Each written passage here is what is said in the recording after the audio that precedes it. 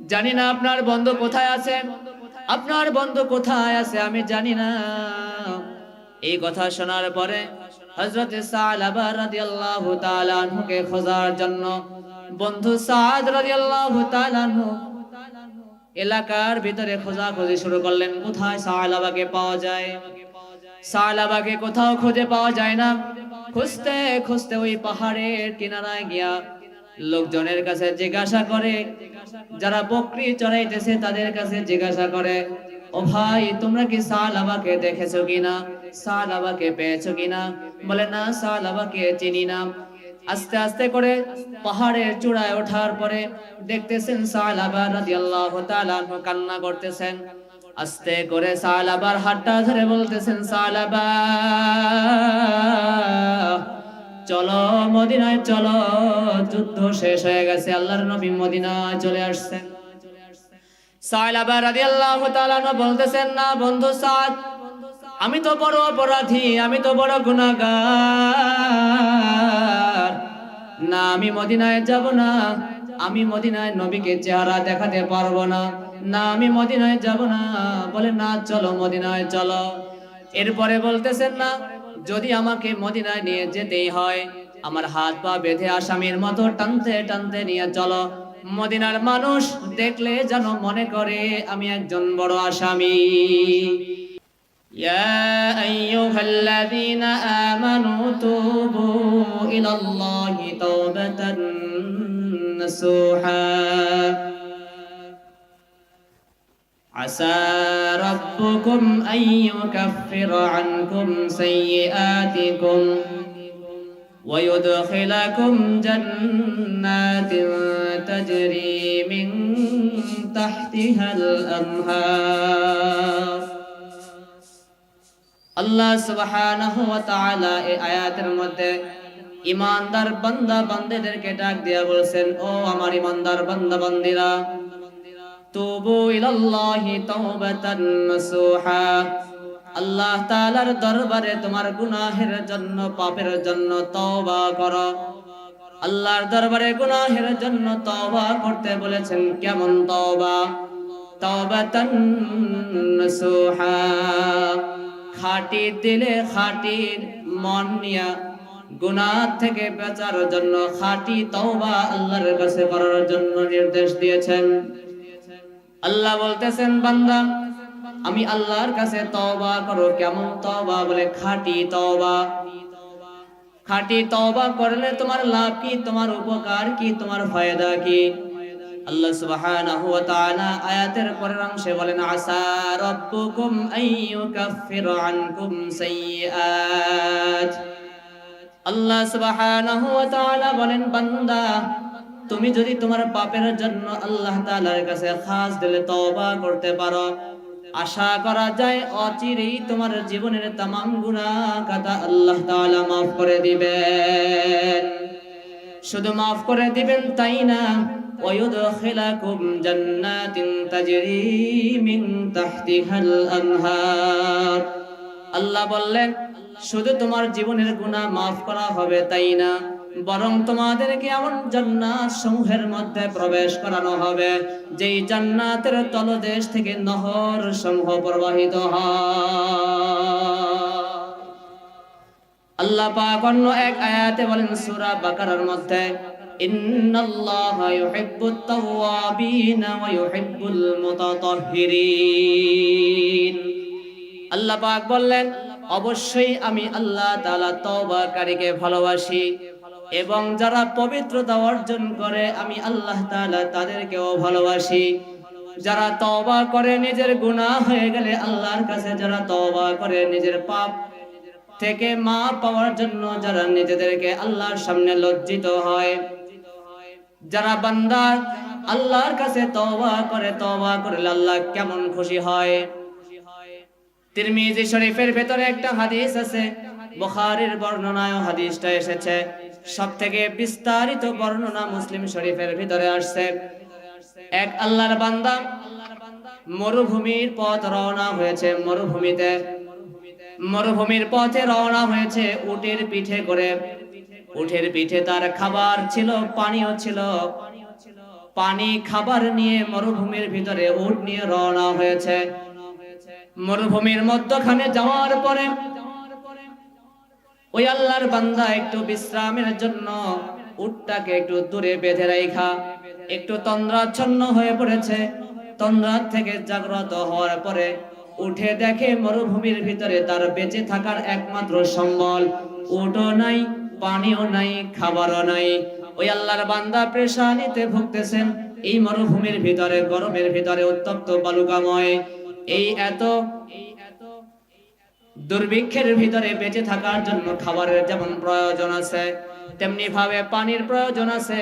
এই মরুভূমি থেকে পথ পাড়ি দেওয়ার জন্য উটেরও প্রয়োজন আছে। যখন উটও হারায় গেছে, পানিও হারায় গেছে, খাবারও হারায় গেছে, আল্লাহর বান্দা তখন পেরেশানিতে আবারও ওই জায়গায় একটু তন্দ্রাচ্ছন্ন হয়ে পড়লেন। তিনি বাঁচার আশা ছাইড়া দিয়া বলতেছেন, আমার তো আর কোনো উপায় নাই। ওই আল্লাহর বান্দা আবার তন্দ্রাচ্ছন্ন হয়ে পড়ছে। কিছুক্ষণ পরে তন্দ্রার থেকে জাগ্রত হইয়া দেখতেছে ওই যে অদূরে দেখা যায় তার যে উট হারায় গেছিল খাবারের পানি নিয়া, খাবার নিয়া। কিছুক্ষণ পরে তন্দ্রার থেকে উঠা দেখে ওই যে অদূরে দেখা যায় তার সেই উট পানি খাবার নিয়া আবার ফিরে আসছে। তখন ওই আল্লাহর বান্দা মরুভূমির ভিতরে বেঁচে থাকার আশা যে বান্দা ছেড়ে দিছে, ওই আল্লাহর বান্দা যখন তার আবার যানবাহনটা ফিরিয়া পায়, তার পানি আবার ফিরিয়া পায়, তার খাবারের সামগ্রী আবার ফিরিয়া পায়, তখন ওই আল্লাহর বান্দা এত খুশি হয়। খুশি হওয়ার কারণে সে একটা বাক্য মুখ থেকে বলে ফেলছে, আল্লাহুম্মা আনতা আবদি ওয়া আনা রাব্বুক। ও আল্লাহ, তুমি আমার বান্দা আর আমি তোমার গোলাম। স্বাভাবিকভাবে এই কথা যদি কোনো মুসলমান বলে তার ঈমান থাকে না, কিন্তু এই আল্লাহর বান্দা খুশি হওয়ার কারণে আল্লাহ তাআলার উপরে আল্লাহ তার উট ফিরাইয়া দিয়েছে, আল্লাহ তার পানি ও খাবার সামগ্রী সব ফিরাইয়া দিয়েছে। ওই আল্লাহর বান্দা এত বেশি পরিমাণে খুশি হয়েছে, খুশি হওয়ার কারণে সে আল্লাহরে বলতেছে, আল্লাহ তুমি আমার বান্দা, আমি তোমার মালিক, আমি তোমার রব। আল্লাহ সুবহানাহু ওয়া তাআলা ওই বান্দা এত আল্লাহর উপরে খুশি হয়েছে, খুশি হওয়ার কারণে সে কি বলতেছে, নিজের হুঁশ নাই। রাসূল পাক সাল্লাল্লাহু আলাইহি ওয়াসাল্লাম বলেন, ও দুনিয়ার মানুষ, গুনাহ হয়ে গেলে তুমি যদি তোমার গুনাহ থেকে তওবা করতে পারো, তুমি যদি তোমার অপরাধ থেকে আল্লাহর কাছে ক্ষমা চাওয়ার মতো চাইতে পারো, তুমি যদি আল্লাহর কাছে মাফ চাওয়ার মতো চাইতে পারো, ওই মরুভূমির ভিতরে উট হারাইয়া যে ব্যক্তি ফিরে পাওয়ার পরে যতটা খুশি না হইছে, ওই বান্দার চাইতে তওবাকারী বান্দার উপরে আমার আল্লাহ আরো বেশি খুশি হয়ে যায়। এজন্য আল্লাহ পাক রব্বুল আলামিন বলছেন, ইয়া আইয়ুহাল্লাযীনা আমানু তুবু ইলাল্লাহি তাওবাতান নাসুহা। ও ঈমানদার বান্দা বান্দিরা, তোমাদের গুনাহের জন্য আমি আল্লাহর কাছে তওবা করো, আমি আল্লাহ তাআলার কাছে মাফ চাও, আমি আল্লাহ তাআলার কাছে ক্ষমা চাও। খাঁটি দিলে তওবা করো। যদি খাঁটি দিলে বান্দা তোমার গুনাহের জন্য আমি আল্লাহর কাছে তওবা করতে পারো, আমি আল্লাহ সুবহানাহু ওয়া তাআলা তোমার জীবনের সব গুনাহগুলি মাফ করে দিব। গুনাহ হয়ে গেলে কিভাবে মাপ চাইতে হয়?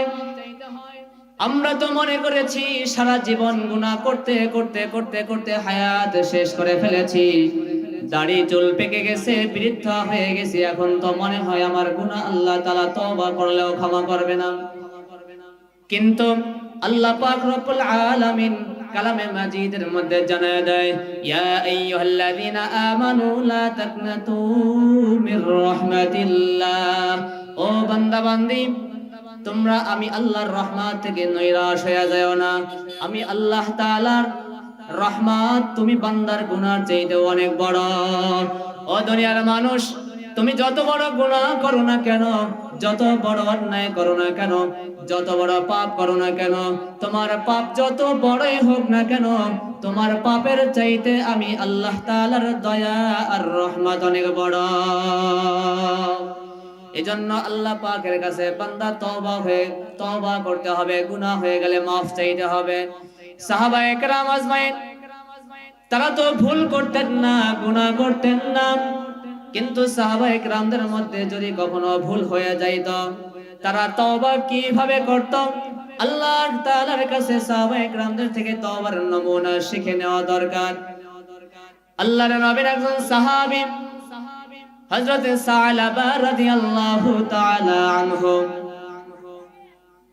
আল্লাহর রাসূল মদিনার অদূরে যুদ্ধের ময়দানে চলে গেছেন সমস্ত সাহাবায়ে কেরামদেরকে নিয়ে যুদ্ধের ময়দানে চলে গেছেন। সালাবা রাদিয়াল্লাহু তাআলা আনহু মক্কা থেকে হিজরত করে মদিনায় গেছেন। আল্লাহর রাসূল সালাবাকে যুদ্ধের ময়দানে নেয় নাই, আল্লাহর রাসূল সালাবা রাদিয়াল্লাহু তাআলা আনহুকে মদিনায় রেখে গেছেন। মদিনায় রেখে যাওয়ার পরে কয়েকদিন পরে সালাবা রাদিয়াল্লাহু তাআলা আনহু একজন সুন্দরী মহিলার দিকে তার নজর পড়ে গেছে। সুন্দরী মহিলার ঘরে গিয়ে পর্দা সরাইয়া সুন্দরী মহিলার দিকে তাকায় বসছে। সুন্দরী মহিলার হাতটা এইভাবে ধরে বসছে।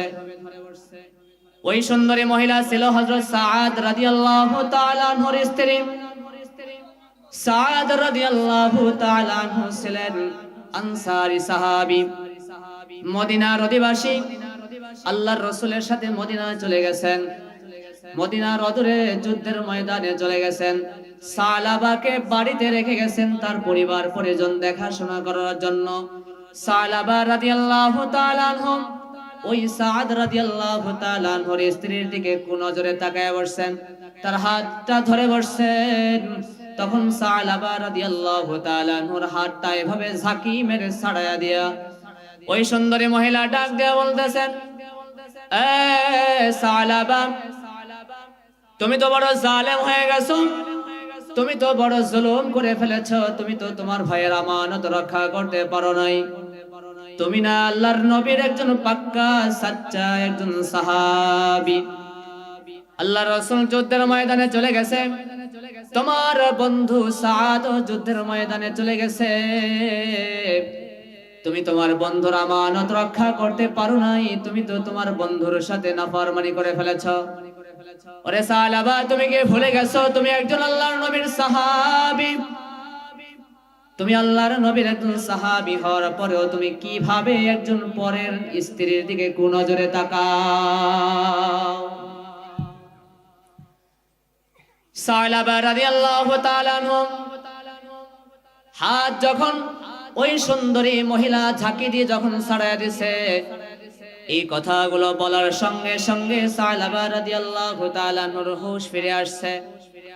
মনে মনে চিন্তা করতেছেন, আসলেই তো আমি বড় অন্যায় করে ফেলেছি, আমি বড় ভুল করে ফেলেছি, আমি তো জুলুম করে ফেলেছি, গুনাহ করে ফেলেছি। সালাবা রাদিয়াল্লাহু তাআলা আনহু নিজের ভুল বুঝতে পাইরে এবার দৌড়ায় মদিনা থেকে বের হয়ে যায়। মদিনার অদূরে দৌড়াতে দৌড়াতে একটা পাহাড়ের চূড়ায় উঠে পাহাড়ের ভিতরে একটা গর্তের মধ্যে ঢুকিয়া সালাবা রাদিয়াল্লাহু তাআলা আনহু নিজের অপরাধের জন্য কান্নাকাটি করে আল্লাহর কাছে মাফ চায়, মালিক শয়তানের ওয়াসওয়াসায় পড়িয়া নফসের ধোঁকায় পড়িয়া ভুল করে ফেলেছি, গুনাহ করে ফেলেছি। ও দয়ার মালিক, আমি তো আল্লাহর নবীর সাহাবী। আল্লাহর নবী যুদ্ধের ময়দান থেকে ফিরে আসার পরে আমি কিভাবে আমার নবীকে চেহারা দেখাবো, আমি কিভাবে মদিনায় ফিরে যাব গো মালিক? আপনি আমার জীবনের तमाम গুনাহগুলিকে maaf করে দেন। ও দয়ার মালিক, শয়তানের ওয়াসওয়াসায় পড়িয়া নফসের ধোঁকায় পড়িয়া গুনাহ করে ফেলেছি, ভুল করে ফেলেছি, আল্লাহ আপনি আমাকে maaf করে দেন। সালাবা পাহাড়ের গর্তের মধ্যে ঢুকে একা একা আল্লাহর কাছে কান্নাকাটি করে আর মাপ চায়। কয়েকদিন পরে দিকে যুদ্ধ শেষ, আল্লাহর রাসূল সাহাবাদেরকে নিয়ে মদিনায় ফিরে আসছেন। সালাবা রাদিয়াল্লাহু তাআলা আনহু তো বাড়িতে নাই। সাদ রাদিয়াল্লাহু তাআলা আনহু বাড়িতে এসে স্ত্রীকে ডাক দিয়া বলতেছেন, ও প্রাণের স্বামী, ও প্রাণের স্ত্রী, আমার বন্ধু সালাবা রাদিয়াল্লাহু তাআলা আনহু কোথায়? আমার বন্ধু সালাবাকে তো দেখা যায় না। কোথায় আমার বন্ধু সালাবা? স্ত্রী ডাক দিয়া বলেন, ও প্রাণের স্বামী, আপনার বন্ধু সালাবা কোথায় আমি জানি না। কেন, কি হয়েছে, কি ব্যাপার? বলে, আপনার বন্ধু আপনার আমানত রক্ষা করতে পারে নাই। আপনার বন্ধু আপনার স্ত্রীর দিকে খারাপ নজরে তাকায়। জানি না আপনার বন্ধু কোথায় আছে, আপনার বন্ধু কোথায় আছে আমি জানি না। এই কথা শোনার পরে হযরত সালাবা রাদিয়াল্লাহু তাআলা আনহুকে খোঁজার জন্য বন্ধু সাদ রাদিয়াল্লাহু তাআলা আনহু এলাকার ভিতরে খোঁজাখুঁজি শুরু করলেন, কোথায় সালাবাকে পাওয়া যায়। সালাবাকে কোথাও খুঁজে পাওয়া যায় না। খুঁজতে খুঁজতে ওই পাহাড়ের কিনারায় গিয়া লোকজনের কাছে জিজ্ঞাসা করে, যারা বকরি চড়াইতেছে তাদের কাছে জিজ্ঞাসা করে, ও ভাই, তোমরা কি সালাবাকে দেখেছো কিনা, সালাবাকে পেয়েছো কিনা? বলে, না, সালাবাকে চিনি না। আস্তে আস্তে করে পাহাড়ের চূড়ায় ওঠার পরে দেখতেছেন সালাবা রাদিয়াল্লাহু তাআলা আনহু কান্না করতেছেন। আস্তে করে সালাবার হাতটা ধরে বলতেছেন, সালাবা,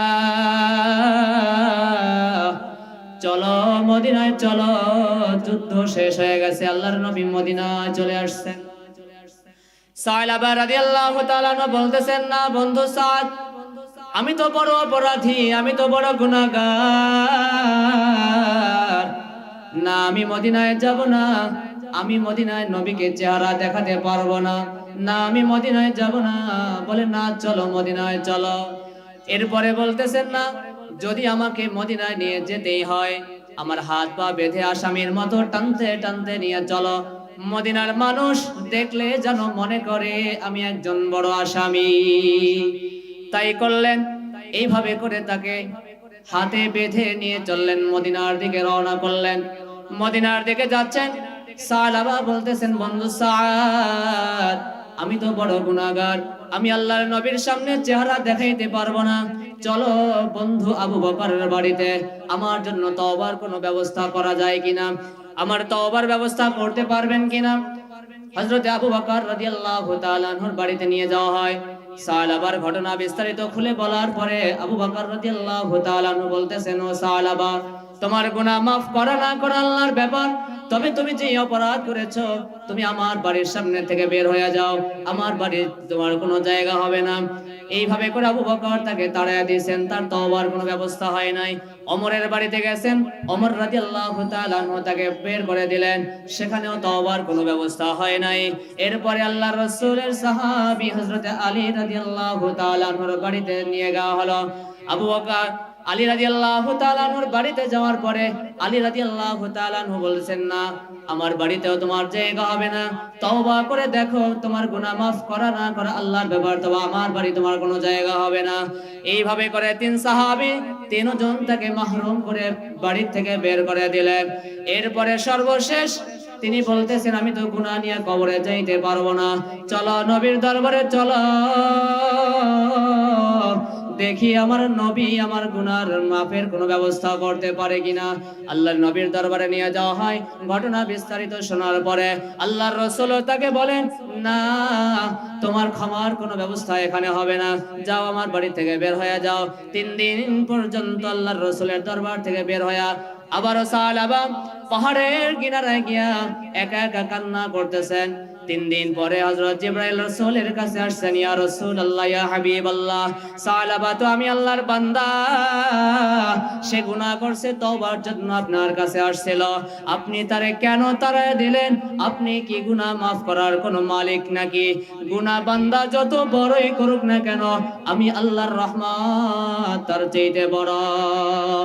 ইয়া রাসূলুল্লাহ, কোথায় আপনার সালাবা? খুঁজে বের করেন তাকে, কোথায় আছে সালাবা, তাড়াতাড়ি খোঁজেন। আল্লাহর রাসূল মসজিদে নববীতে এসে ঘোষণা করলেন, ও আমার সাহাবারা, কোথায় সালাবা আছে, তাকে খোঁজ করে বের করে নিয়ে আসো। হযরত আবু বকর দাঁড়াইছেন, ইয়া রাসূলুল্লাহ, আমি খোঁজ করতে যাব। হযরত ওমর দাঁড়াইছেন, ইয়া রাসূলুল্লাহ, আমিও যাব। হযরত আলী দাঁড়াইছেন, ইয়া রাসূলুল্লাহ, আমিও যাব। তার সাথে আরেকজন বৃদ্ধ সাহাবী হযরত সালমান ফারসি রাদিয়াল্লাহু তাআলা আনহু, তিনিও দাঁড়াইছেন, ইয়া রাসূলুল্লাহ, আমিও যাব। এই 4 জন মিলে আবার ওই পাহাড়ের পাদদেশ থেকে খুঁজা বের করে নিয়ে আসছেন। যায়া দেখতেছেন পাহাড়ে হযরত সালাবা রাদিয়াল্লাহু তাআলা আনহু দুই চোখের পানি ছেড়ে কান্না করতেছেন। হযরত আবু বকর রাদিয়াল্লাহু তাআলা আনহু সহ চারজনে ওই পাহাড়ের কিনারায় গিয়া সালাবার হাতটা ধরে বলতেছেন, ও সালাবা, চলো মদিনায় চলো, আর তোমার কান্না করার কোনো দরকার নাই। তোমার তওবা আল্লাহ তাআলা বড় পছন্দ করে ফেলেছে, তোমার তওবা আল্লাহ কবুল করে ফেলেছে, তোমার জন্য নবীর দরবারে ওহী নাজিল হয়ে গেছে, চলো মদিনায় চলো। এইভাবে হাত ধরে নবীর দরবারে নিয়ে রওনা হয়েছেন। রাত প্রায় শেষ, ফজরের ওয়াক্তে মসজিদে নববীতে এসে পৌঁছাইছেন। মসজিদে নববীতে তখন ফজরের নামাজের জামাতের ইমামতি করতেছেন নবী আলাইহিস সালাম। নবী আলাইহিস সালাতু ওয়াস সালাম ফজরের ইমামতিতে আলহাকুমুত তাকাসুর এই সূরা তেলাওয়াত করতেছেন। আল্লাহর রাসূলের পিছনের কাতারে আয়েশা নামাজে শামিল হয়েছেন। আস্তে আস্তে লেট হয়ে গেছে, সামনের কাতারে জায়গা পান নাই। আবু বকর ওমর যেখানে দাঁড়াইছেন, ওমরের ঠিক ডান পাশে সালাবা রাদিয়াল্লাহু তাআলা আনহু দাঁড়াইছেন। আল্লাহর রাসূল যখন নামাজের ভিতরে কিরাত পড়তেছেন, আলহাকুমুত তাকাসুর এই আয়াত পড়ার সঙ্গে সঙ্গে সালাবা রাদিয়াল্লাহু তাআলা আনহু বড় জোরে একটা চিৎকার মেরেছেন। এত বিকট আওয়াজে চিৎকার মেরেছেন, চিৎকারের সঙ্গে সঙ্গে মসজিদটা থরথর করে কাঁপা শুরু হয়ে গেছে। আল্লাহ রাসূল দ্বিতীয় আয়াত তেলাওয়াত করতেছেন, হাত্তা যুরতুমুল মাকাবির। দ্বিতীয় আয়াত পড়ার সঙ্গে সঙ্গে সালাবা রাদিয়াল্লাহু তাআলা আনহু একটা চিৎকার মেরে জমিনে পড়ে যায়। নামাজ শেষ করে আল্লাহ রাসূল বলতেছেন, ও সাহাবায়ে কেরাম, সালাবার মাথায় একটু তেল পানি দাও, সালাবাকে একটু ট্রিটমেন্ট করো, দেখো সালাবার কি অবস্থা। হযরত আবু বকর ট্রিটমেন্ট করে দেখতেছেন সালাবা দুনিয়ায় নাই, দুনিয়া থেকে ইন্তেকাল করে চলে গেছেন। আল্লাহ রাসূলকে বলতেছেন, ইয়া রাসূলুল্লাহ, ইয়া হাবিবাল্লাহ, সালাবাকে আর তেল পানি দেওয়ার কোনো প্রয়োজন নাই, সালাবা দুনিয়ায় নাই, সালাবা দুনিয়া থেকে বিদায় নিয়ে চলে গেছেন। আল্লাহ রাসূল তার জানাজা শেষ করে কাফন দাফনের ব্যবস্থা করলেন, মাটি দেওয়ার ব্যবস্থা করলেন। আল্লাহ রাসূল সাল্লাল্লাহু আলাইহি ওয়াসাল্লাম জানাজার পিছনে হাঁটতেছেন। আল্লাহ রাসূল দেখতেছেন, সাহাবায়ে কেরাম দেখতেছেন, আল্লাহ রাসূল সাল্লাল্লাহু আলাইহি ওয়াসাল্লাম বৃদ্ধাঙ্গুলির উপরে ভর দিয়ে দিয়ে এইভাবে করে হাঁটতেছেন। সাহাবায়ে কেরাম জিজ্ঞাসা করলেন, ইয়া রাসূলুল্লাহ, আপনি সালাবার লাশ নিয়ে কবরের দিকে যাচ্ছেন, কিন্তু দেখলাম সবাই স্বাভাবিকভাবে হাঁটতেছে, কিন্তু আপনি বৃদ্ধাঙ্গুলি দিয়ে দিয়ে কষ্ট করে করে হাঁটতেছেন। ইয়া রাসূলুল্লাহ, আপনার এইভাবে হাঁটার কারণ কি বুঝলাম না। আল্লাহ রাসূল বললেন, ও আমার সাহাবারা, সালাবা গুনাহ করেছে, ভুল স্বীকার করে আল্লাহর কাছে এমন তওবা করেছে, আল্লাহ সালাবার তওবাকে এমন ভাবে কবুল করেছেন, ওর জানাজায় আসমান থেকে আল্লাহ তাআলা লক্ষ লক্ষ ফেরেশতা নাযিল করে দিয়েছেন। যখন জানাজা নিয়ে লাশ নিয়ে যখন কবরের দিকে রওনা হচ্ছিলাম, আল্লাহর রাসূল বলতেছেন যে আসমানের সমস্ত ফেরেশতারা তার পর্দাগুলো, নূরের পরগুলো সালাবা রাদিয়াল্লাহু তাআলা আনহুর লাশের নিচে এইভাবে বিছায়া দিয়েছে। ফেরেশতাদের ওই নূরের পর এত বেশি ছিল, স্বাভাবিকভাবে আমি জায়গা পাচ্ছিলাম না, বিধায় আমি সালাবার লাশ নিয়ে যখন যাচ্ছিলাম, তখন আমি আল্লাহর নবী বৃদ্ধাঙ্গুলির উপরে ভর দিয়ে দিয়ে কষ্ট করে হাঁটতেছিলাম।